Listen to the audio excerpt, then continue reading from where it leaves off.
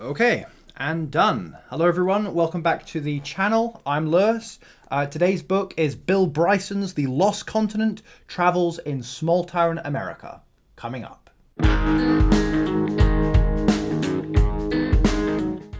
So with travel restrictions still very much in place between here and the United States, I am forced to continue traveling America in my imagination as opposed to in person, but hopefully not much longer now. So Bill Bryson's The Lost Continent.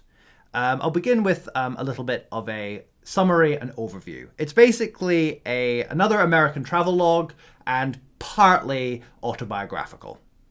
So it's another, man driving around America story, basically, driving from place to place and documenting his experience of America as he goes. This is the route he takes. He begins in Des Moines, Iowa, reason being that is where he was born, where he grew up, where his family lives. And he takes this route going south, down through the southern states, through Alabama, through South Carolina, up through North Carolina, Virginia, right up to New England, and then across New York, up into Michigan, down until he eventually gets back to Des Moines, Iowa. And then on the second leg of his journey, the second part of the book, he does the western portion of America, traveling again southward down towards New Mexico, towards the Grand Canyon, then across to California, up through the state of California, and then winds his way across Idaho into the Yellowstone National Park, into Montana, and then down through South Dakota, again back to Des Moines, Iowa. So I suppose the odd thing about this book is it reads as an account of someone traveling around America who doesn't particularly like America very much, which makes it an odd book to read. It's almost as if he has been commissioned to do this journey against his will. He wishes he didn't have to, but that's the way the cookie crumbles. He feels to me almost like the yang to my yin. If I am someone who is, at heart an American, but happens to have been born in the United Kingdom, Bill Bryson is very much the opposite. He is someone whose heart is in the United Kingdom, although he happens to have been born in the United States. He is an Anglophile through and through. So much so that after university, he went to the UK and he even affected an English accent. And so most of the people that encounter him on this journey throughout the United States think they're encountering someone who is British, even though he was in fact born and grew up, as I said, in Des Moines, Iowa. And so, as I said, it kind of reads as, the worst kind of British snob bemoaning the fact that they have to encounter American culture. Okay, so I'll go through a few kind of notable parts that stood out to me in the book.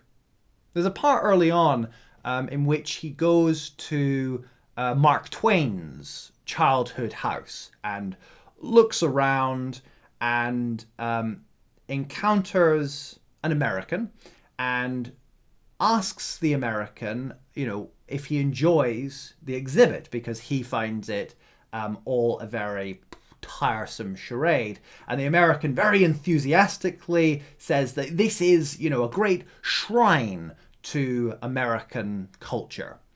And so Bill Bryson asks if it is a true depiction of the childhood home as is depicted in his literature, and this American man admits to the fact that he's never read any of Mark Twain's writings, and so what the hell are you doing, right? It's like this weird kind of juxtaposition between people that are going to these places because they are supposedly culturally significant, but lack any kind of intellectual curiosity to actually read the literature in question. You know, there's a kind of consumerism which dominates American culture.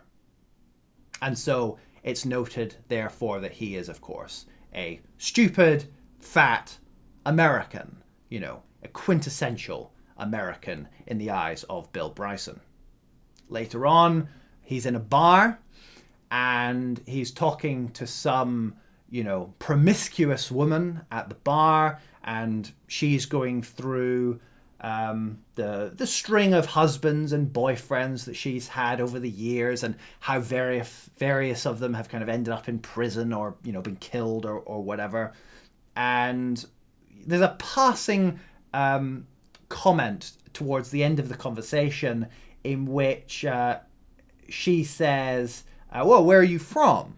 And often when he's asked this, he just says England or the United Kingdom in order to avoid having to go through the whole, you know, backstory as to why he's really an American who just sounds a lot like a British person.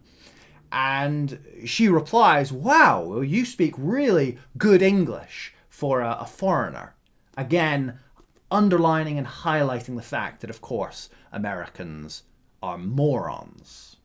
So he's traveling around America when he's in his kind of late 30s, and the year is 1987, going into the spring of 1988, so just before I was born. And that time period means, of course, he's still relying on paper maps. He's still relying on tour guide books, I imagine, you know, kind of blindly going from place to place, and relying on people giving him directions and things like that. You know, this is before the sat nav still, and before he's even able to kind of look things up on the phone, on his phone, on the internet.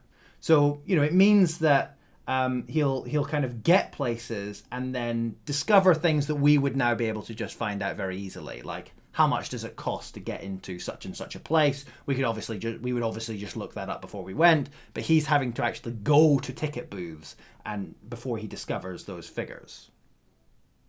So the reason it's called the Lost Continent is it's kind of the lost continent of his childhood. It does have this autobiographical kind of bent to it, where he's often kind of going back and thinking about how places were and how they exist in his imagination from his youth. You know, his relationship with his parents, and particularly his father, who would take them on driving holidays throughout his childhood from Des Moines, Iowa, out to various places. And one of the things he talks about a great deal is the frustration he had with his father, how tight-fisted his father was, refusing to go to any kind of, you know, on the street attractions, or go and see this, cost $10, go and see that. He would always opt for the free options, be that, you know, going to examine a historic battlefield or something of that nature. And despite the fact that he has this frustration with the father when he was younger about being so unwilling to spend money to kind of check out these cool things that they might see on their travel holidays, Bill Bryson is just the same. There's many points in the book where he is confronted with the cost of something and either grumbles and pays it, or doesn't pay it at all, and therefore doesn't go in. And so, for example, there's an odd bit where he's kind of driving up into North Carolina, and he comes to the Biltmore estate, which is a famous, very large home on the western side of North Carolina. And he literally gets as far as the ticket booth, and he asks how much it is to get in, and I don't know, it's something like $45 or something, and so he refuses to go in. And I don't know, that strikes me as very odd for someone to write a travel book about exploring all these different places throughout the United States, and then getting to these historically significant places, buildings, and then refusing to pay to go in. I don't know, it kind of feels to me that that would be your duty in such a situation. And so, yeah, he's struck by all the kind of negative stereotypes of America, that they're a country full of fat people that are not intelligent, that are geographically ignorant, and on it goes. And, they are stereotypes. And so, I didn't read anything at any point and think, well, that's clearly wrong, right? I mean, those are stereotypes for a reason, but it's just so relentlessly negative. Like, he'll go to some really interesting places, right? So, for example, at one point he arrives in the city of Savannah, right? And there must be so many interesting things you could say about the city of Savannah, but he focuses in on the eyesores, which are these modern hotels that are dotted throughout the city of Savannah. So he's doing this all the way through. He's always focusing on the negatives, more or less. And when he does comment upon something which he regards positively, it's almost in surprise. Like, he'll find something which is beautiful in some obscure part of America, and he'll be like, wow, this is actually beautiful. How weird, it's in America. And that is just constant throughout the entire book, which that's why it made it rather tiresome for me. I think you can strike a balance between the positive and the negative. I know there's this American stereotype, you very much find it on kind of American traveling around YouTube channels, that it's just kind of relentlessly positive. And then the British stereotype, on the other hand, is the kind of relentless negativity, perhaps. But I'm sure there's a balance to be struck. I think you can be kind of constructively positive and, negative as well. I guess it's odd in a way because it's kind of quite insular, the way that it's written.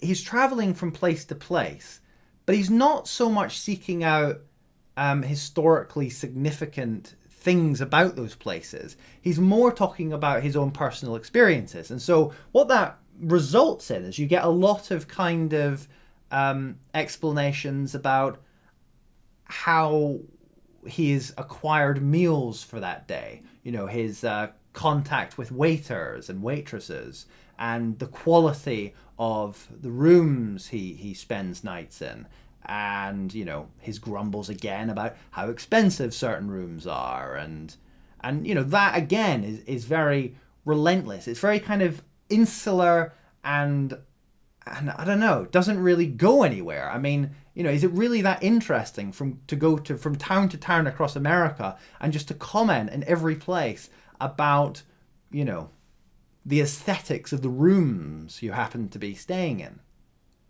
There is a part that I did find quite interesting. When he's traveling up through East Tennessee, he hears about a group of people that I'd never heard of before called the Melungians. And they are a kind of ethnically black group of people that are nonetheless culturally European. And there's this kind of folklore that Bill Bryson talks about, that they are descendants of the lost colony of Roanoke. So I don't know if you're aware, but the first English colony in the United States, Sir Walter Raleigh came over to America in 1585 and established the colony of Roanoke. And then I think the idea was that Sir Walter Raleigh was going to go off, and a year later a supply ship was going to come to make sure that this colony was able to get kind of bedded in. And when that supply ship did eventually arrive, the inhabitants were completely gone. And so it's one of those kind of early mysteries of America. Well, what happened to this colony? Did they, go to some nearby island, or did they kind of move into the interior? And so there's this theory that Bill Bryson, or this folklore that he kind of puts forward, that these are the descendants of this European black community in eastern Tennessee, which is interesting. I'd never heard about it before. Almost certainly not true, however, but interesting nonetheless. I think it's far more likely that the entire Roanoke colony was just wiped out. Was it like 2 decades later that, what was his name? Bartholomew Gilbert, Captain Bartholomew Gilbert, was commissioned by Sir Walter Raleigh to go to that area, to the Chesapeake Bay area, and find out what happened to the colonists. And he stepped off his ship with 3 or 4 comrades, and they were all immediately killed by the Native American population. And I think that gives a pretty strong indication as to what happened to the lost Roanoke tribe, colony rather. They were all wiped out. So, of course, Bill Bryson is struck by the beauty of American landscape, particularly around New England, particularly around Michigan, and then later on in the book, particularly around Yellowstone National Park going into Montana. But, he doesn't dwell on that beauty very much. And he's far more comfortable dwelling on the, consumerism and the trinkets that one can buy at all these endless gift shops, that are dotted throughout, these tourist traps dotted throughout the national parks and, these places of interest that one would stop at. So, it wasn't particularly enjoyable for me, obviously. He is quite a funny writer. So yeah, that's the other thing. This is not the first Bill Bryson book I read, actually. I previously read A Short History of Nearly Everything, which is a kind of overview of popular science book. And I actually really enjoyed that book. So I had high-ish expectations coming into this book, given that I did enjoy that book so much. But I did find this quite disappointing in the end. He is funny, but it's always that kind of very cutting humor, how moronic are Americans type humor. So, yeah. What else can I say? It also, whereas with Travels with Charlie, there was a kind of spiritual undercurrent, you might say, a kind of longing after, trying to understand the human condition, that kind of thing, some kind of deeper cause. There's nothing like that here. There's nothing like a kind of desire. I think that's what it is. There's not a desire to form a relationship with America, really. It's almost as if he is observing America from an objective, critical distance. So, there you go. That is my thoughts on The Lost Continent. Thanks for watching, everyone. Thanks in particular to my Patreon supporters, whose support is very much appreciated. For anyone that wants to check out my last video on Travels with Charlie, that's John Steinbeck's book, you can click there. Otherwise, I did a really long series on the Mormons, and if you haven't checked that out, you can click there. Thanks for watching, and I'll see you in the next one.